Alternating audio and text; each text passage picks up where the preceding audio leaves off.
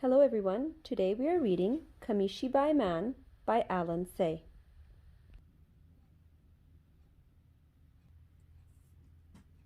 Not so long ago in Japan, in a small house on a hillside, there lived an old man and his wife. Even though they never had children of their own, they called each other Ji-chan and Ba-chan.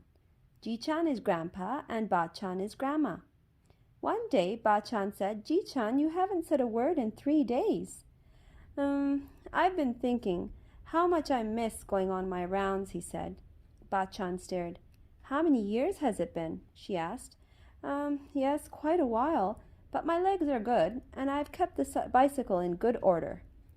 "I don't know, but one day won't hurt, I suppose. Should I make some candies?" "That would be very nice," Ji-chan said.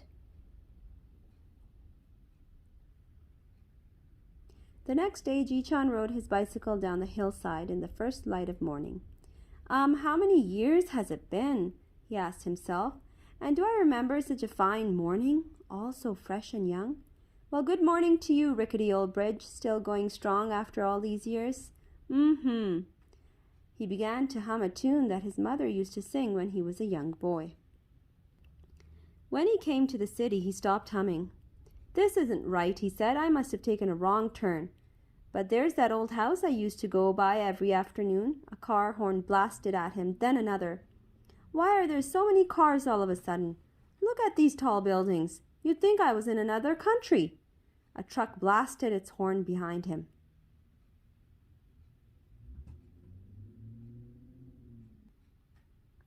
He pulled into a vacant lot and panted.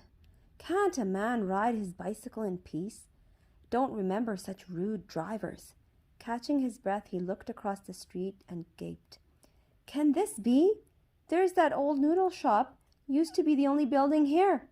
That and a nice park all around. Now look at all these shops and restaurants. They chopped down all those beautiful trees for them. Who needs to buy so many things and eat so many different foods?"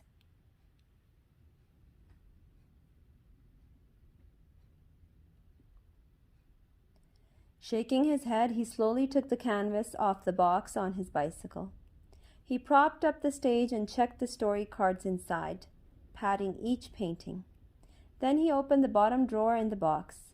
You little jewels," he said, and started to hum again. "Thank you, Ba-chan. You make good candies, just like in the old days."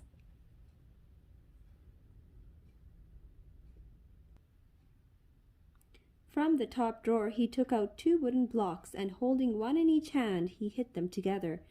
A sharp, loud clack rang out. "Come gather around me, little ones. Your Kamishibai Man is here again. Clack, clack. Come get your sweets and listen to my stories. Clack, clack, clack." "Ah, yes, I can see you now, all your bright faces, clasping coins in your little hands, so happy to hear my clappers, so happy to see your Kamishibai Man." "Patience, everyone. You'll get your sweets, each and every one of you. I have all your favorites, red ones and green ones and the soft ones on sticks.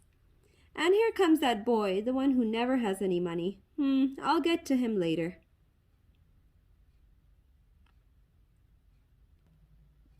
So which story will it be today? The mighty peach boy, born from a giant peach?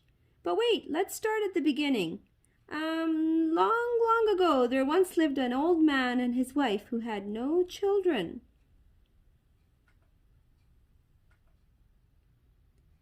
After the peach boy, the bamboo princess was a nice change. A gentle story. Then my favorite, the old man who made cherry trees bloom. And when I was finished, all you went home happy, except for that poor boy. "Would you like a candy?" I asked once. He said, "I don't like candies," and ran away. Then one night I was going home and saw a crowd of people gathered in front of a shop. They were staring at something called a television. I was curious too, but not for long. It showed moving pictures. They were all jerky and blurry and had no colors at all.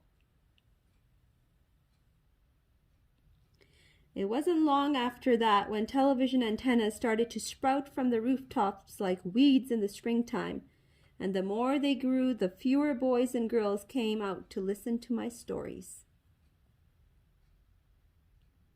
How can they like those blurry pictures better than my beautiful paintings? I asked. But there was nothing to be done. As I went around the familiar neighborhoods, the children started to act as though they didn't know me anymore.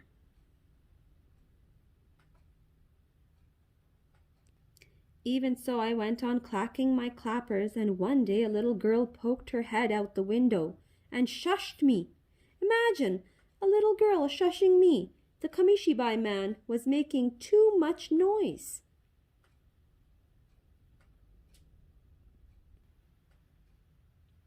I sat on a park bench and ate a candy for lunch. How could the world change so quickly?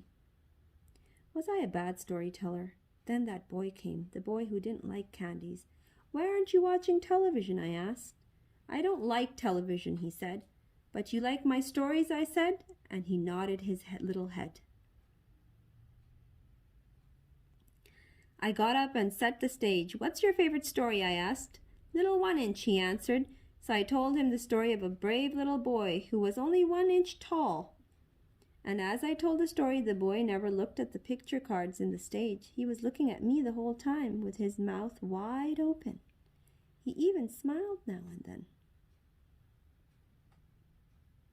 When I finished the story, I started to take out some sweets to give him, but he was already running away. Wait, I shouted, but he kept running and never turned his head. That was the last time I saw the boy. That was the last day I was the Kamishibai Man. I was that boy, a loud voice cried out. Startled, the Kamishibai Man looked up and saw that a large crowd had gathered before him. We grew up with your stories, someone else shouted. Tell us little 1 inch again, and the bamboo princess, the peach boy. He started to say something and people began to clap their hands. He took a deep bow and the applause got louder.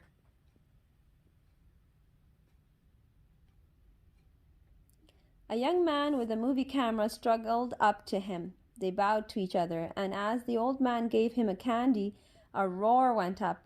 Look, he has all the same old sweets, just like the old days. And the office clerks and shopkeepers, bankers and waitresses, housewives and delivery men all lined up in a big circle around the Kamishibai Man. It was dark when he got home. Bachan was watching the evening news. The Kamishibai Man was the featured story. I see you had a busy day, she said.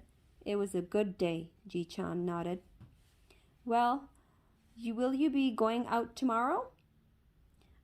Yes, and the day after. Then you need more sweets.